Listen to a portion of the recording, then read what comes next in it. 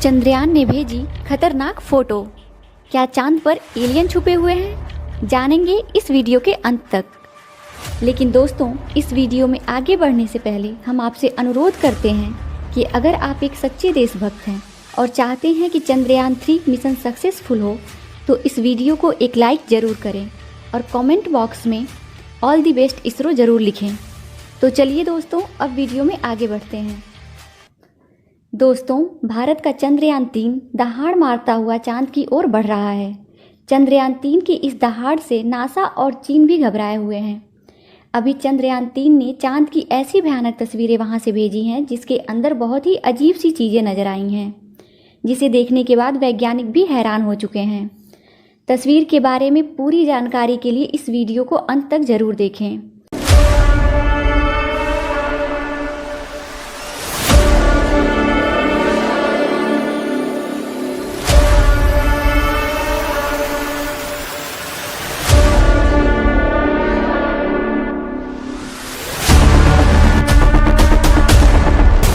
दोस्तों, हमारे चंद्रयान 3 को लॉन्च हुए 1 महीने से ज्यादा बीत चुका है और अब ये मिशन अपनी मंजिल के बेहद करीब है।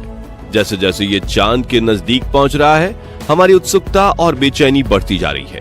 पूरी दुनिया की नजरें इस समय चंद्रमा पर है और इस बीच हमारे इसरो वैज्ञानिकों ने एक बड़ा खेल कर दिया है। एक ऐसा कारनामा जिसने हमारे इस अंतरिक्ष यान को चांद के बिल्कुल करीब पहुंचा दिया है। इतना ही नहीं, चंद्रयान को अपनी मंजिल साफ साफ दिखाई भी देने लगी है।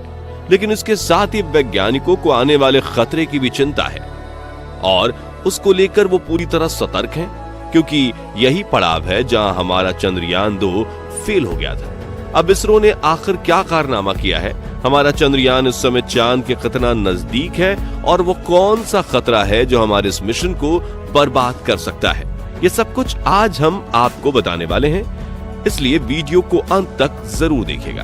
दोस्तों, 15 अगस्त 2023 को हमने अपना 77वां स्वतंत्रता दिवस मनाया था। पूरा देश आजादी के जश्न में डूबा था और लोगों का सेलिब्रेशन खत्म भी नहीं हुआ था कि तभी इसरो ने उन्हें जश्न मनाने का एक और मौका दे दिया। जी हाँ दोस्तों, हमारे चंद्रयान ने अभी अभी अपने मिशन के एक बहुत अहम पड़ाव को पार किया है। अब ये सब कैसे हुआ, चलिए इसके बारे में आपको डिटेल से बताते हैं। असल में 16 अगस्त की सुबह चंद्रयान अपनी 4वीं कक्षा में चांद की सतह से करीब 1000 किलोमीटर की ऊंचाई पर उसके चक्कर काट रहा था। लेकिन सुबह में इसका यह ऑर्बिट पूरा हो रहा था और प्लान के मुताबिक इसे आगे बढ़कर चांद से 1000 किलोमीटर की दूरी को कम करके मात्र 100 किलोमीटर की दूरी पर चांद की 5वीं और आखिरी कक्षा में भेजा जाना था।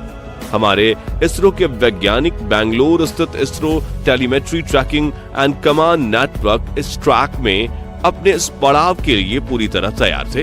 हालांकि उनके दिमाग में थोड़ी टेंशन भी थी, क्योंकि ये कोई छोटा मोटा काम नहीं था, लेकिन उन्हें अपनी कैलकुलेशंस पर पूरा भरोसा था। इसी के चलते सुबह के करीब 8:39 पर वैज्ञानिकों ने एक बटन दबाया और चंद्रयान के इंजन को चालू करके उसे चांद की 100x100 किलोमीटर वाली 5वीं कक्षा में धकेल दिया।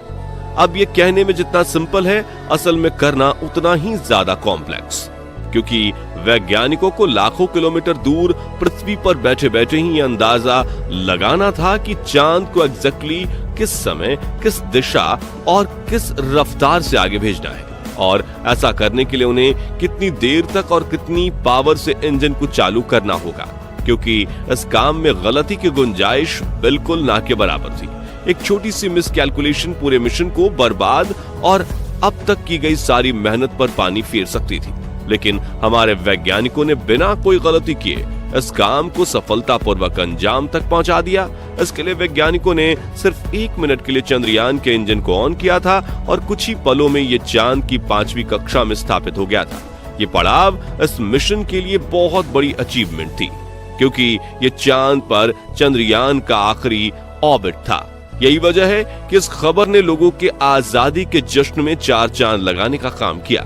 लेकिन कहानी सिर्फ यहीं खत्म नहीं होती है, बल्कि इसके बाद चंद्रयान ने सिर्फ 24 घंटे के अंदर ही एक और ऐसा कारनामा कर डाला कि अब चांद बस 2 कदम दूर नजर आ रहा है। दरअसल 100x100 की कक्षा में एंटर करने के बाद इसरो के वैज्ञानिकों ने प्रपल्शन मॉड्यूल और विक्रम लैंडर को एक दूसरे से अलग कर दिया है। ये काम भी काफी टेक्निकल और कॉम्प्लिकेटेड था। इसके लिए वैज्ञानिकों ने बिना इसकी गति में कोई छेड़छाड़ किए इन दोनों हिस्सों को जोड़ने वाले हुक्स को खोल दिया है। अब क्योंकि लैंडर और प्रपल्शन मॉड्यूल दोनों ही की गति एक समान थी, इसलिए हुक खोलने के बाद भी एक दूसरे से एक झटके में अलग नहीं हुए। इसको स्मूथली बिना कोई नुकसान किए अंजाम देने के लिए वैज्ञानिकों ने लैंडर की स्पीड को थोड़ा सा बूस्ट किया। अब क्योंकि हुक्स खोले हुए थे, इसलिए स्पीड बढ़ते ही लैंडर प्रपल्शन मॉड्यूल को पीछे छोड़कर खुद आगे बढ़ गया और अब आगे का सफर लैंडर को खुद ही तय करना है। इसके लिए इसरो का प्लान ये है कि 18 और 19 अगस्त को लैंडर की डीऑर्बिटिंग स्टार्ट कर दी जाएगी, यानी इसके ऑर्बिट को छोटा करने के साथ चांद की सतह से इसकी दूरी भी कम की जाएगी। इस तरह चंद्रयान 3 कैलेंडर को कितना एडवांस बनाया गया है, इसका अंदाजा आप इसी से लगा सकते हैं कि अगर इसके सारे सिस्टम भी फेल हो जाएं, तब भी ये सॉफ्ट लैंडिंग करने में सफल होगा।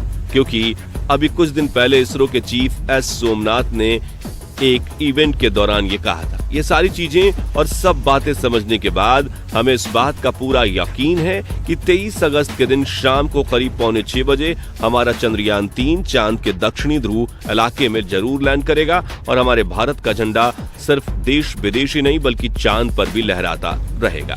वैसे आपको क्या लगता है, हमारा चंद्रयान 3 इस बार कामयाब होगा या नहीं? अपना जवाब कमेंट के माध्यम से जरूर शेयर कीजिएगा।